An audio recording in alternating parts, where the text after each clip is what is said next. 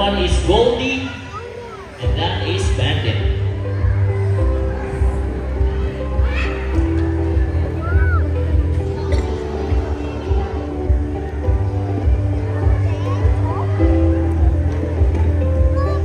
Okay, let's start.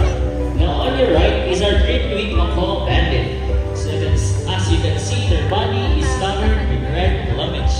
They have a white naked face striped with small red feathers. Their tail and wing feathers are blue and green. And they're also the second largest macaw, next to the hyacinth macaw. That is why they call the gentle giants of the parrot family. The bandit's scientific name is Anacoroctus. Say hi to everyone, Bandit. Hi. How about this side? Hi. Very good. Now, next right there is our blue and gold macaw, Goldie. Now, those birds have a solid shade of blue on their back and a yellowish belly and underside wings. Their eyes and beaks are solid black. Now, those birds can be found in Peru, Brazil, Bolivia, and Paraguay. Now, Goldie's scientific name is Ama Adarauna. So here in Cebu Ocean Park, we have three blue and gold macaws. Earlier, that was blue and azul in the basketball game. Now, Goldie will have her own segment later.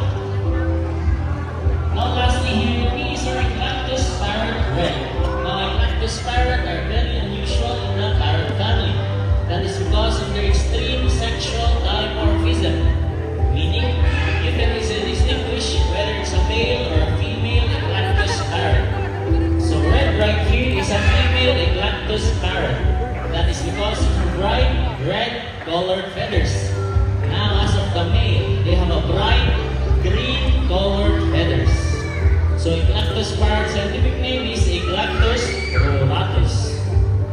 Now guys, did you know that parrots are monogamous? Meaning, they can only have one partner for their entire lifetime. Sana all. So let's talk about our parrot's lifespan.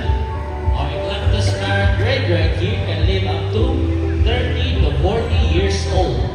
While our macaws Bandit and Goldie, they can live up to 60 to 70 years old. And that is it for chickens and parrots here in Cebu Ocean Park. Once again, we are reviewing the call back.